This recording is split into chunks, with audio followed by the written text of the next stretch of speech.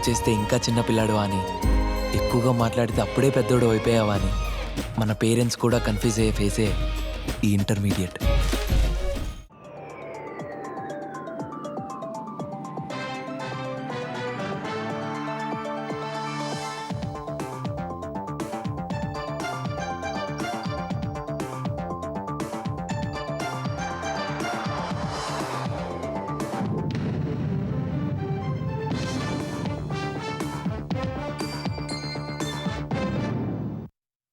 నమస్కారం, ఈటీవీ న్యూస్కు స్వాగతం. ముందుగా ముఖ్యాంశాలు. 2029 ఎన్నికల్లో బీసీ రిజర్వేషన్లే ప్రధాన అజెండా. సీఎం రేవంత్ స్పష్టీకరణ. అన్ని రాష్ట్రాల్లో అమలు కావాలని ఆకాంక్ష. బీసీ రిజర్వేషన్లపై ప్రశ్నించే హక్కు ప్రతిపక్షాలకు లేదన్న సీఎం. ఆర్డినెన్స్ పై కోర్టుకెళ్లినా బలమైన వాదనలు వినిపిస్తామని స్పష్టీకరణ. రోడ్డు ప్రమాదాల నివారణకు ఆటోమేటెడ్ టెస్టింగ్ స్టేషన్లు. మంత్రి పొన్నం వెల్లడి. రవాణా రంగంలో సాంకేతిక విప్లవం తెస్తున్నామని వ్యాఖ్య. వివేక హత్య కేసులో సీబీఐ వైఖరిపై పలు అనుమానాలు.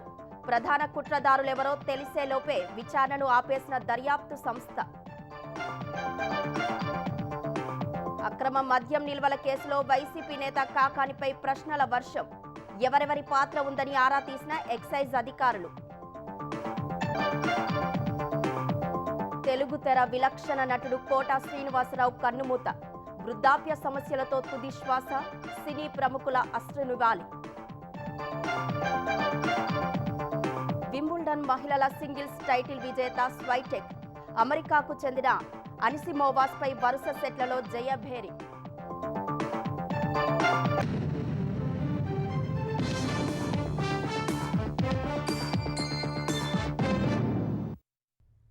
బీసీలకు 42% రిజర్వేషన్లపై తన చిత్తశుద్ధిని ప్రశ్నించే నైతిక హక్కు ప్రతిపక్షాలకు లేదని ముఖ్యమంత్రి రేవంత్ రెడ్డి అన్నారు. బీసీలకు రిజర్వేషన్ల కోసం ఇంకా ఏం చేయాలో చెబితే చేసేందుకు సిద్ధమని పేర్కొన్నారు. బీసీ రిజర్వేషన్లపై చిత్తశుద్ధి లేనిది బీజేపీకేనని ధ్వజమెత్తారు. రాష్ట్రానికి చెందిన కేంద్ర మంత్రులు మోదీపై ఒత్తిడి తెచ్చి 9వ షెడ్యూల్లో పెట్టించాలన్నారు. 50% మించి రిజర్వేషన్లు పెంచొద్దని కేసీఆర్ చేసిన చట్టాన్ని సవరించేందుకే ఆర్డినెన్స్ తీసుకొస్తున్నట్లు తెలిపారు. ఆర్డినెన్స్ పై ఎవరైనా కోర్టుకు వెళ్తే ఢిల్లీ నుంచి ఉద్దండులైన న్యాయవాదులను పిలిపిస్తామన్నారు.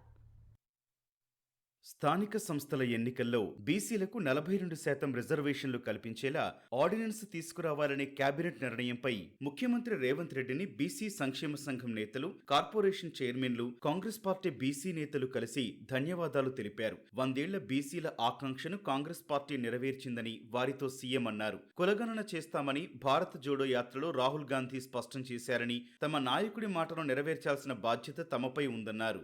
ఎన్నో అవాంతరాలు అధిగమించి అందరి అభిప్రాయాలు తీసుకుని పారదర్శకంగా కులగణన పూర్తి చేసినట్టు పేర్కొన్నారు. తెలంగాణ మోడల్లో కులగణన చేయాలని రాహుల్ గాంధీ, మల్లికార్జున ఖర్గే దేశమంతటా చెబుతున్నారన్నారు. అయితే బీసీ రిజర్వేషన్లపై తమకు చిత్తశుద్ధి లేదని కొందరు విమర్శిస్తున్నారని సీఎం దుయ్యబట్టారు. మాకు చిత్తశుద్ధి లేదండి. మేము తెలంగాణ రాష్ట్ర ప్రభుత్వంగా కాంగ్రెస్ పార్టీగా చేయాల్సిందంతా చేసింది. చిత్తశుద్ధి ఎవరికి ఉండాలి? భారతీయ జనతా పార్టీకి ఉండాలి. కేంద్ర ప్రభుత్వమే మనం పంపించిన ప్రతిపాదనను తమిళనాడు ఎట్లయితే 9th షెడ్యూల్లో చేసిందో రిజర్వేషన్లు, తెలంగాణ రిజర్వేషన్లు కూడా 9th షెడ్యూల్ చేరుస్తే 100% మనకు చట్టబద్ధత వస్తుంది. ఎవరు దీన్ని సాధించాల్సింది? కిషన్ రెడ్డి గారు సాధించాలి, లక్ష్మణ్ గారు సాధించాలి, బండి సంజయ్ గారు సాధించాలి, లేకపోతే మా మిత్రుడు ఆర్ కృష్ణయ్య సాధించాలి. ఎందుకు అంటే వాళ్ళ నాయకుడు నరేంద్ర మోడీ అనుకుంటేనే ఈ పని జరుగుతుంది. ఇవాళ తెలంగాణలో సాధ్యమైందంటే మా నాయకుడు రాహుల్ గాంధీ గారు అనుకున్నాడు కాబట్టి ఇది సాధ్యమైంది. నరేంద్ర మోడీ ప్లేస్లో రాహుల్ గాంధీ గారు ఉంటే 48 గంటలలో చేసుకొచ్చే బాధ్యత నాది. మీరెవ్వరు కొట్లాడాల్సిన పని లేదు, మీరెవ్వరు రైలు ఎక్కాల్సిన పని లేదు, రైలు రోకో చేయాల్సిన పని లేదు. బీసీలకు 42% రిజర్వేషన్లు కల్పించడం కోసమే ఇంతకాలం స్థానిక సంస్థల ఎన్నికలను వాయిదా వేసినట్లు సీఎం వెల్లడించారు. 50% మించి రిజర్వేషన్లు పెంచొద్దని కేసీఆర్ ప్రభుత్వం పంచాయతీరాజ్ చట్టం చేసిందని ఆక్షేపించారు. పంచాయతీరాజ్ యాక్ట్ చేసినప్పుడు 2018లో రిజర్వేషన్లు 50% మించొద్దని ఇదే అసెంబ్లీలో చట్టం చేసిండు చంద్రశేఖరరావు గారు. మిత్రుడు శ్రీనివాస్ యాదవ్, గంగుల కమలాకర్ చట్టం చేసిన దాంట్లో మంత్రులు. మీరు చేసిన దాన్ని నేను ఆర్డినెన్స్ ఇచ్చి ఈరోజు ఆ నిబంధనను తొలగించి గవర్నర్ దగ్గర పంపించి బలహీన వర్గాలకు 42% రిజర్వేషన్ ఇచ్చి ఎన్నికలు చేయాలని ఈరోజు నేను తాపత్రయపడుతుంటే నన్ను ప్రశ్నిస్తుంది. నా బాధ ఏంటంటే చేసేది నేనే, చెప్పుకునేదే నేనైతే ఎట్లా? చెప్పనీకనైనా మీరు నాకు తోడు ఉండాలి కదా. మరి మీరు రక్షణ కవచంగా నిలబడి దీన్ని కాపాడుకోకుండా వాళ్ళు మా మీద దాడి చేస్తుంటే మీరు మౌనంగా ఉండి మీరు ఏమనుకుంటుండే ఏదో అన్నతిప్పలు అనబడతాడని వదిలేస్తే ఇది ఎట్లయితుంది? రిజర్వేషన్లకు వ్యతిరేకంగా కాగితం పెట్టిన వారిని, పెట్టించిన వారిని సామాజిక బహిష్కరణ చేస్తామని ప్రకటించాలని బీసీ నేతలతో సీఎం వ్యాఖ్యానించారు. బీసీలకు జనాభా ప్రాతిపదికన రిజర్వేషన్లు అన్ని రాష్ట్రాల్లో అమలైతేనే నిజమైన విజయమని పేర్కొన్నారు. ఇండియా అలయన్స్ లో ఉన్న అన్ని రాజకీయ పార్టీలు, కాంగ్రెస్ లో ఉన్న లోక్సభలో 100 మందిని, రాజ్యసభలో ఉన్న వాళ్ళని అందరినీ కూడా కూర్చోబెట్టి మనం ఏ విధంగా జాగ్రత్తగా తెలంగాణ రాష్ట్రంలో మనం చేసినాం, దీన్ని ఏ విధంగా ముందుకు తీసుకెళ్ళాం, వాళ్ళందరికీ కూడా ఒక పవర్ పాయింట్ ప్రెజెంటేషన్ ఇచ్చి వాళ్ళకు ఒక పూర్తి స్థాయిలో అవగాహన కల్పించి వాళ్ళ రాష్ట్రాలలో కూడా దీన్ని ముందుకు తీసుకెళ్లే విధంగా, ఆయా రాష్ట్రాలలో ఉన్న ప్రభుత్వాల మీద ఒత్తిడి చేసే కార్యాచరణను తీసుకునే విధంగా దీన్ని ఒక ప్రణాళికబద్ధంగా ముందుకు వెళ్దాము. ఇది ఒక తెలంగాణకు చేయడం వల్ల ఇది ఆగలేదు. ఇది దేశం మొత్తం 140 కోట్ల జనాలను లెక్కగట్టి అన్ని రాష్ట్రాలలో ఇది అమలు జరిగినప్పుడే మనకు నిజమైన విజయం. 29 ఎన్నికలకి ఇదే ఎజెండా కావాలి రేపు దేశంలో జరగబోయే ఎన్నికల.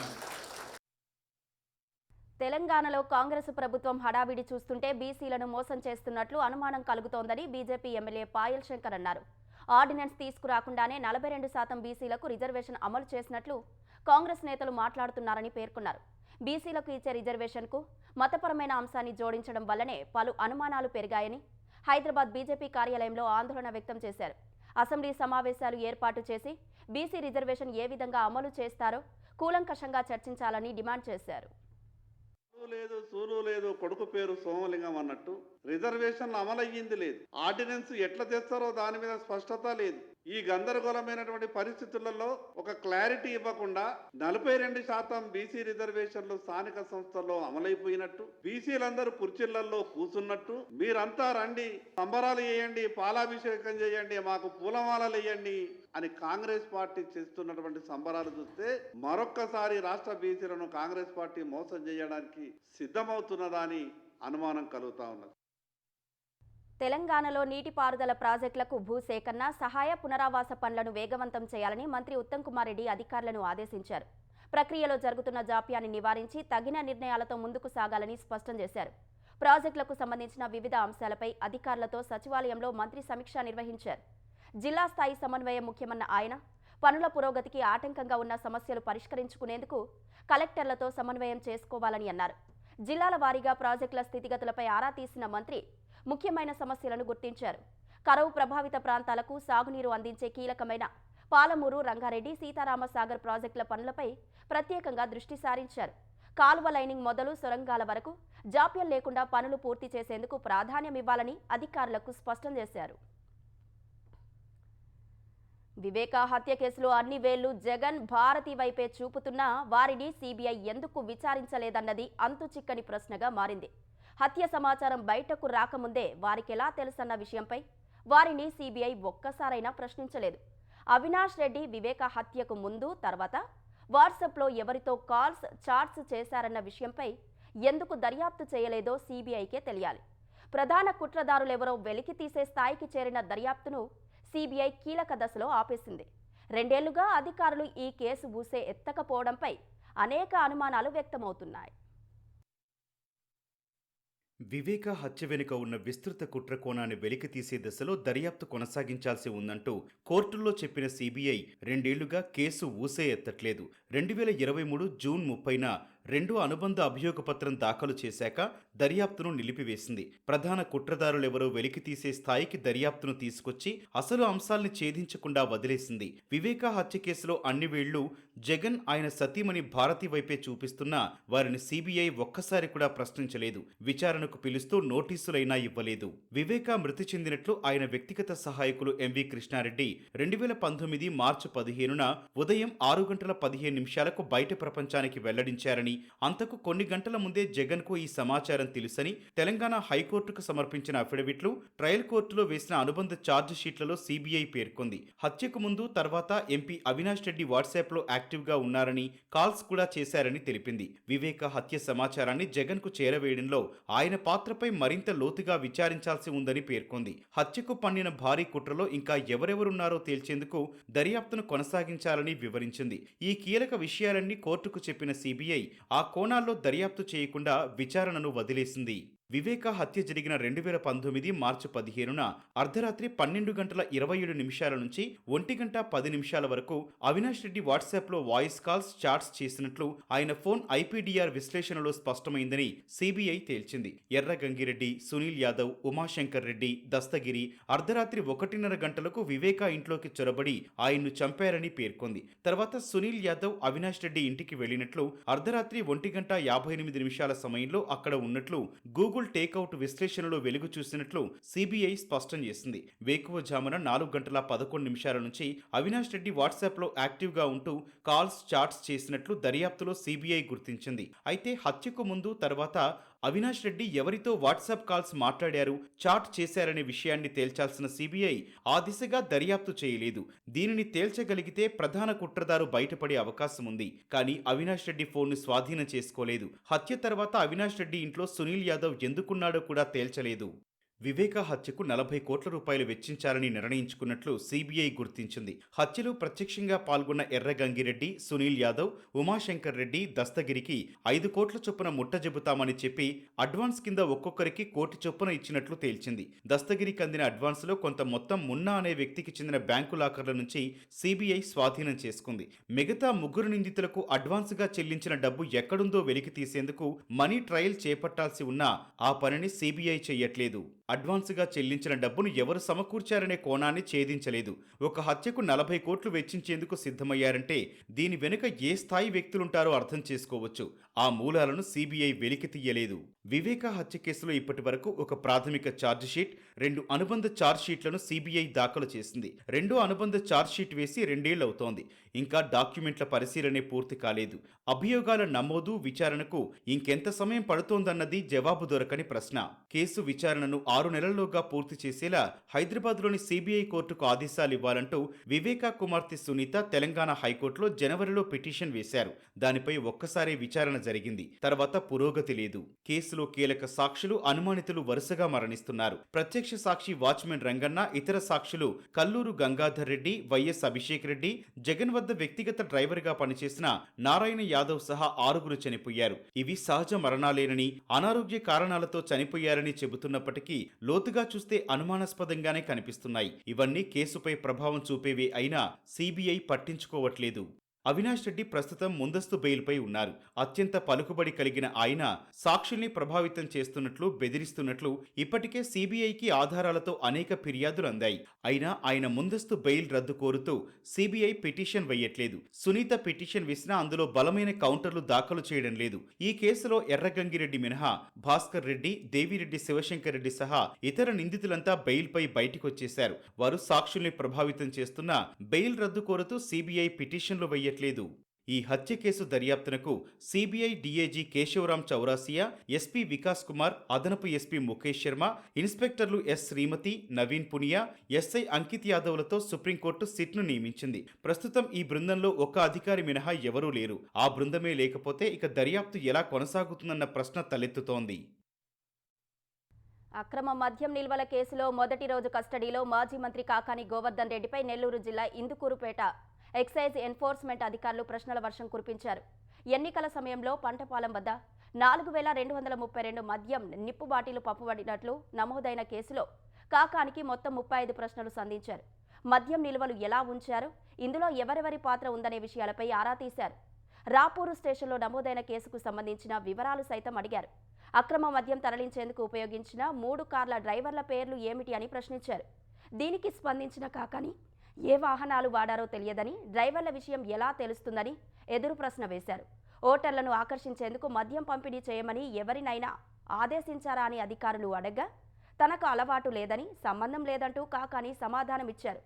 విచారణ అనంతరం కాకానిని నెల్లూరు జిల్లా జైలుకు తరలించారు. నేడు కూడా ఎక్సైజ్ పోలీసులు కస్టడీకి తీసుకోనున్నారు.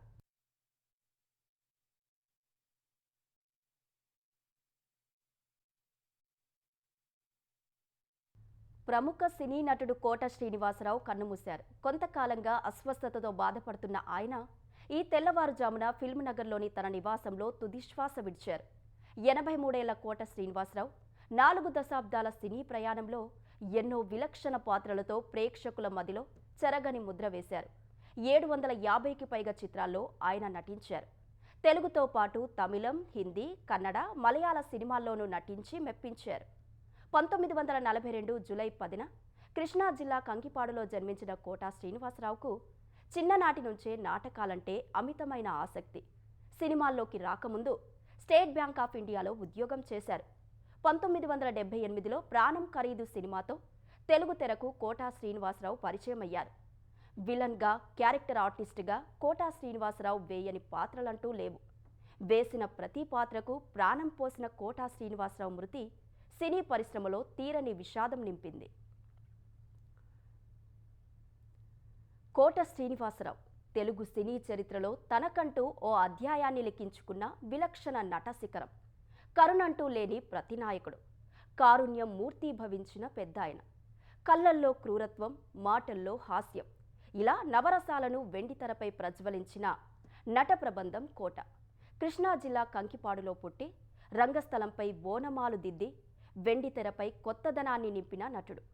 ప్రతి పాత్రకు 100% న్యాయం చేసే కోట ఆ పాత్ర తీరుతెన్నులను బట్టి రకరకాల మాండలికాల్లో సంభాషణలు పలుకుతూ అన్ని ప్రాంతాల వారితో మావాడే అనిపించుకున్న మహానటుడు. 3.5 దశాబ్దాలకు పైగా సాగిన సినీ ప్రస్థానంలో రకరకాల పాత్రలతో వెండితెరపై సువర్ణాక్షరాలతో తన పేరు లిఖించుకున్న కోట శ్రీనివాసరావు 1945 జూలై 10న కృష్ణా జిల్లా కంకిపాడులో జన్మించారు. పాఠశాల విద్య మొత్తం కంకిపాడులోనే పూర్తి చేసిన కోట ఇంటర్లో విజయవాడ SRR కాలేజీలో చేరారు.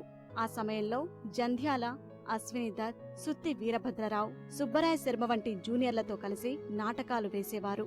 తనలో అద్భుతమైన యాక్టర్ ఉన్నప్పటికీ తండ్రిలా ఆయన డాక్టర్ అవుదామని అనుకున్నారు. వైద్య విద్య కోసం పెట్టే ప్రవేశ పరీక్షలో తక్కువ మార్కులు రావడం వల్ల డిగ్రీ చదివిన కోట స్టేట్ బ్యాంకులో ఉద్యోగం సంపాదించారు. అయినప్పటికీ నాటకాలు మాత్రం వదల్లేదు. తరువాత హైదరాబాద్ కు మకాం మార్చి రాళ్లపల్లి, నూతన్ ప్రసాద్, పరుచూరి గోపాలకృష్ణ, పిఎల్ నారాయణ వంటి 70 మంది ఉద్దండులతో కలిసి నాటకాలు వేశారు. ఆ సమయంలో దూరదర్శన్ తెలుగు ప్రసారాలు ప్రారంభం కాగా వ్యవసాయం, పరిసరాల పరిశుభ్రత, వయోజన విద్య, శిశువైద్యం లాంటి అంశాల మీద టీవీలో స్కిట్స్ వేసి బుల్లితెరపై ప్రస్థానం కొనసాగిస్తూనే నాటకాలు వేసేవారు. ఇదే సమయంలో ప్రాణం ఖరీదు, కుక్క, అమరజీవి, బాబాయ్ అబ్బాయి, మా ఊరి దేవత వంటి సినిమాల్లో చిన్న పాత్రలు వేశారు. 1982లో కోట శ్రీనివాసరావు నటించిన మీరైతే ఏం చేస్తారు నాటిక చూసిన ప్రముఖ దర్శకుడు టి. కృష్ణ కోటను వెతికి పట్టుకుని మరీ వందే మాతరం సినిమాలో అవకాశమిచ్చారు. అయితే కోటకు బ్రేక్ ఇచ్చిన సినిమా మాత్రం ప్రతిఘటన. టి. కృష్ణ తెరకెక్కించిన ఈ చిత్రంలో సోదర సోదరీమణులారా అంటూ తెలంగాణ యాసలో కోట పలికిన డైలాగులు అందరినీ అలరించాయి. మొదట చిన్న పాత్రే అనుకున్న దర్శకుడు టి. కృష్ణ కోట డైలాగులు విన్న తర్వాత పాత్ర నిడివిని సినిమా మొత్తానికి విస్తరించారు. ఈ బై ఎలక్షన్ లో మన యువజన నాయకుడు, మన యువకుడు అయిన కాళీ గారిని మస్తు ఓట్లేసి గెలిపించిన ఓటర్లందరికీ దండం చెప్తాండా. అయితే ఈ టౌన్ లో ఇంతమంది మేధావులు ఉండగా ఈ పోరగానికి టికెట్ ఎట్టించిండ్రు అని అందరు నన్ను లొల్లి పెట్టిండ్రు. గదైతే మన చేతిలో ఉన్నదా? పై కమిటీ ఎవరి పేరు చెప్తే వారిని గెలిపించాలి. గంతెందుకు అయ్యా, నా సంగతి తీసుకురాదు. నేనేమైనా ఎలక్షన్ లో నిలబడ్డాను? లే. మీరు నాకేమైనా ఓటేసిండ్రా? లే. అసలు ఈ పబ్లిక్ కి నాకు గింతైన సంబంధం ఉందా అని అడుగుతా అంట. లే. మరి నేను ఎట్లా మినిస్టర్ అయినా? పై కమిటీ పిలిచి నువ్వు మినిస్టర్ అయినావో కన్నరగా అంతే సప్పుడు చేయకుండా వచ్చి సీట్ల కోరుకున్నా. గచ్చను పాలిటిక్స్ లో లేడంటే గెట్లుండాలి అని నేను అడుగుతా అంట. మస్తు పైసలు ఉండాలి, మంచి బలం ఉండాలి, కొట్టే కాడ కొట్టాలి, తిట్టే కాడ తిట్టాలి. గీయన్ని నడవకపోతే ఎవరు చూడకుండా కాలు పట్టుకోవాలి. గీయన్ని మీద చేస్తారు, సత్య చెయ్యరు. కైకాల సత్యనారాయణ, రావు గోపాలరావు, నూతన్ ప్రసాద్, గిరిబాబు, గొల్లపూడి మారుతిరావు విలన్లుగా వెండితెర నేలుతున్న సమయంలో కేవలం విలన్ గా వేషాలు సంపాదించడం కోటకు కష్టసాధ్యమయ్యేది. ఈ సమయంలోనే జంధ్యాల తెరకెక్కించిన ఆహనా పెళ్లంట సినిమా ఓ విలక్షణ విలన్ ను కోట రూపంలో తెలుగు తెరకు అందించింది. ఆ సినిమాలో పిసినారి లక్ష్మీపతి పాత్రలో ఒదిగిపోయిన కోట ఆ తర్వాత వెనుతిరిగి చూడాల్సిన అవసరం లేకుండా పోయింది. బాబు, మీ ఇద్దరు ఇలా ఎందుకున్నారు, మీ తమ్ముడు అలా ఎందుకున్నాడు నాకిప్పుడు అర్థమైంది. కానివ్వండి, ముక్క మిగల్చకుండా ఊడ్చేయండి, పిసర మిగల్చకుండా పీల్చేయండి, సిగ్గు లేకుండా తినండి. అదే సిక్కు పడకుండా తినండి తినండి బాగా తినండి మంచి అలాగే బాబు. ఒరే గోవిందు 2 గుండిగల మంచినీళ్ళు పట్టరా. ఆ తర్వాత జంధ్యాల తెరకెక్కించిన ఎన్నో హాస్య చిత్రాల్లో అద్భుతమైన నటనతో కోట ఆకట్టుకున్నారు. జంధ్యాల శిష్యుడు ఈవీవి సినిమాల్లోనూ అద్భుతమైన పాత్రలెన్నో చేశారు. ప్రతినాయకుడిగా మారిన కోట చిరంజీవి, బాలకృష్ణ సినిమాల్లో అలరించారు. విలన్ గా, కామెడీ విలన్ గా తనదైన ముద్ర వేశారు. నాగార్జున సినిమా శివలో అండర్ ప్లేలో సాగే ప్రతినాయక పాత్రకు జీవం పోసిన కోట శత్రువు, గాయం, రౌడీ అల్లుడు, రెండిళ్ల పూజారి, అక్కమొగుడు, గణేష్, ఆమె, సింహ చిత్రాల్లో దుర్మార్గుడంటే ఇలాగే ఉంటాడన్నట్టుగా జీవించారు. మీ కోడలు గనక మీ ఇంటి పేరు దీని ఇంటి పేరు ఏంది గనక అది నా కొడుకుతోనే పోయింది. ఏమండి, కన్న కొడుకు ఎటు పోయాడు? ఉన్న కోడల్ని కూడా దూరం చేయకండి. నువ్వు నోరు మూసుకుని లోపలికి చావు. గుమ్మంలోకి వచ్చిన కోడల్ని 4 రోజులు ఉంచుకుని పంపుదామండి. చెబుతుంటే